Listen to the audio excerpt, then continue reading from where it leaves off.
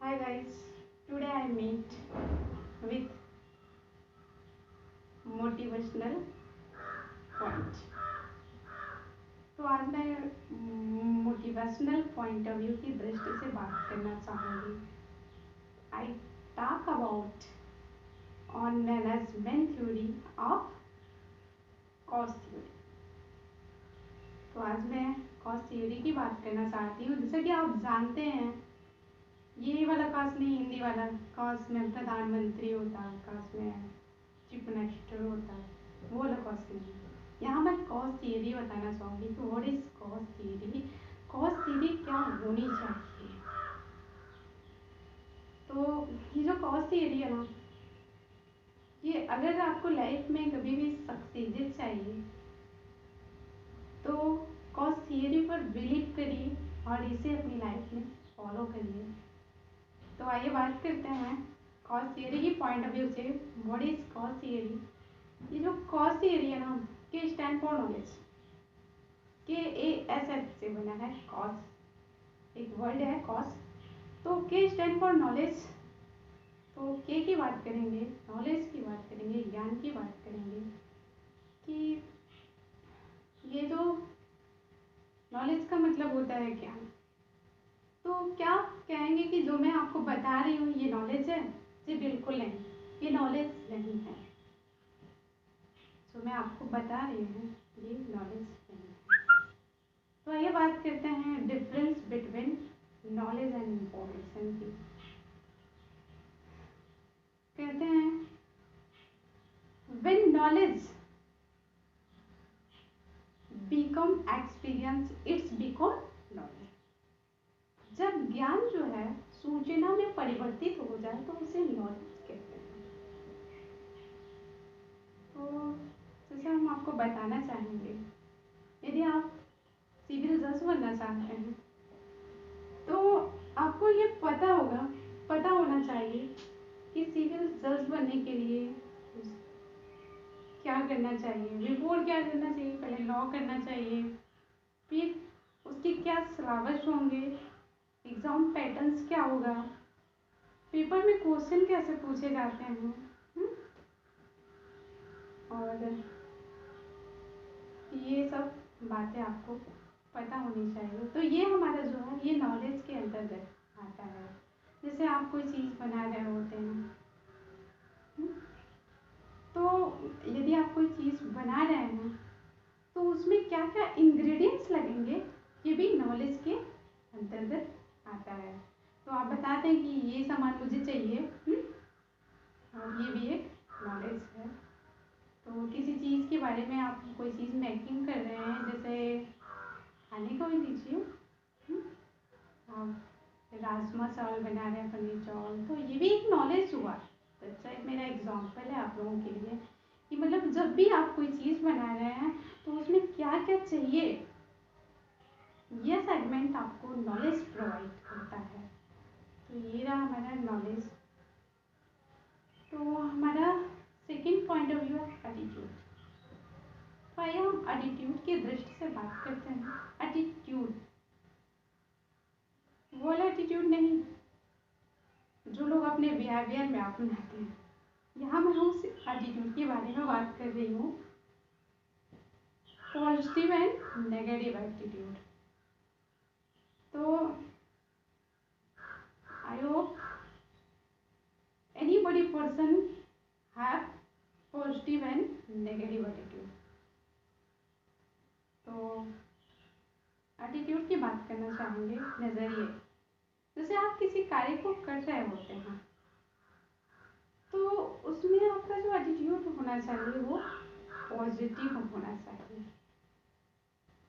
जैसे आपकी जो एटीट्यूड है, नज़रिया है मतलब किसी के अबाउट के बारे में. जैसे अब आप सिविल जज की तैयारी कर रहे हैं तो आपको ये पता होना चाहिए उसमें जो आपके नज़रिए हैं कि मैं इसको क्वालिफाई कर जाऊँगा या मैं क्वालिफाई कर दूँगी. एक नज़रिया जो है दृष्टिगत रूप से वो आपकी पॉजिटिव होनी चाहिए.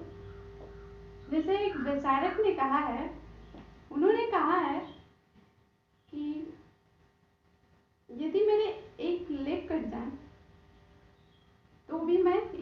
शुक्रगुजार रहूँगा और उन्हें धन्यवाद कहूँगा, उन्हें धन्यवाद भेंट करना चाहूँगा इस दृष्टि से कि अभी मेरे एक लेग और 2 हैंड है। एंड फिर उन्होंने कहा यदि मेरे दोनों लेग्स कट जाए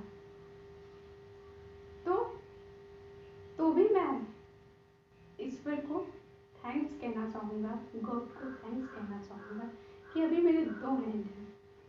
एंड उन्होंने फिर जाके कहा है कि यदि मेरे दोनों हाथ कट जाएं तो भी मैं ईश्वर को धन्यवाद पेश करना चाहूँगा कि अभी मैं जीवित हूँ,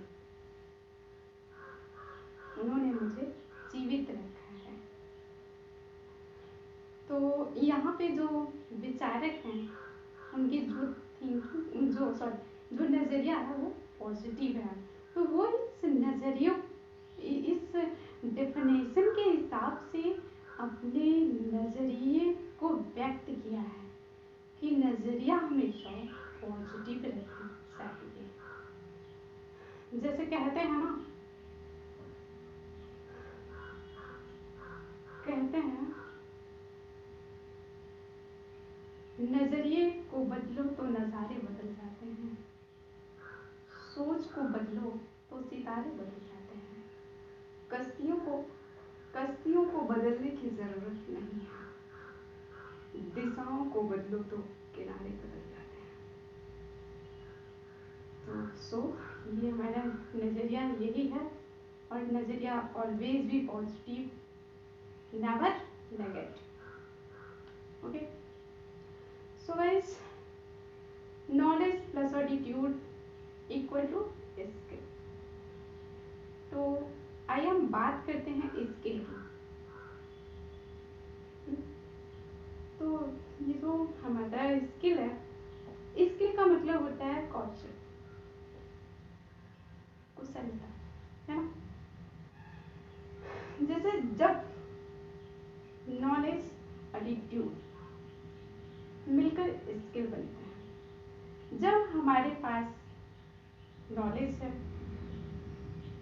जैसे एग्जाम्पल डेट आप ले लीजिए, लिखने का नॉलेज है, आप किसी चीज़ को लिख रहे होते हैं तो मतलब कोई बोल रहा होता है सामने कि ये आप लिखिए, तो आप वही चीज़ लिखते हैं जो आपको बोल रहा है, तो आपको लिखने आ रहा है, मतलब किस ढंग से लिखना है। जैसे आप पेपर ही लिखते हैं तो आपको पता है ना कि आप जैसे एग्ज़ाम देते हैं, आप पेपर लिख रहे हैं, तो पेपर लिखने का जो मैनर्स होता है वो आपको पता है, पॉइंट ऑफ व्यू वाइज कि आपको कैसे हेडिंग डालनी है, कैसे उसको एक्सप्लेन करना है, एंड फुल स्टॉप कहाँ रहेगा, सेमीकोलन का प्रयोग करना है, तो एक्सेट्रा।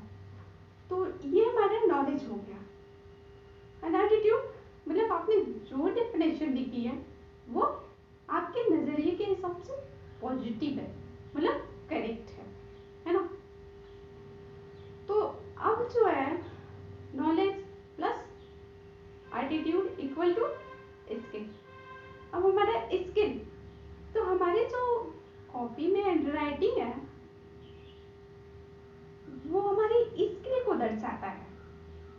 उसके अंतर्गत जो है हमारी स्किल इंक्लूड हो जाती है, वो ये दर्शाता है कि हमारी कॉपी जो है हमारे हैंड राइटिंग और हमारे हैंड राइटिंग के द्वारा हमारे स्किल को दर्शा रही है कि हमें जो है हमारी जो राइटिंग है, जो हमें हमारे लिखने का कौशल है वो बहुत ही बढ़िया है। So K plus A plus S equal to H. S for habit. जब मेरे पास नॉलेज है, पॉजिटिव नजरिया है एंड बहुत अच्छी स्किल है, तो ये हमारा क्या बन जाता है, हैबिट। इंक्लूड हैबिट, ये सब चीजें हमारी जो है हैबिट हो जाती हैं और हम इसे करते रहते हैं, अपने हैबिट के अंतर्गत लाते हैं और इसे हमेशा करते रहते हैं। तो सो गाइस, मैंने आज आपको बताया कि कॉज थ्योरी। तो according to me cause theory have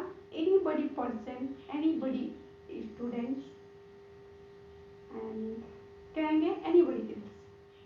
cause theory जो है सबके पास होनी चाहिए, क्योंकि विदाउट कॉज थियरी के कोई कार्य होता ही नहीं है। मतलब वैसे कॉज थियरी होनी चाहिए, किसी के पास अच्छा होता है, बट मैं अगर आपको लाइफ में सक्सेस चाहिए हो तो आप जो है इस कॉज थियरी को एडॉप्ट करें और आगे कंटिन्यू अपनी लाइफ में बढ़ते रहें। सो गाइस, आज का हमारा पॉइंट ऑफ व्यू यहीं पे एंड होता है। मैं अपनी बॉडी को विराम देना चाहूँगी, आगे मैं अगले वीडियो पे मिलना चाहूँगी। Okay, thanks all of you and I hope you understand my motivational topic and follow in your life. Thank you so much.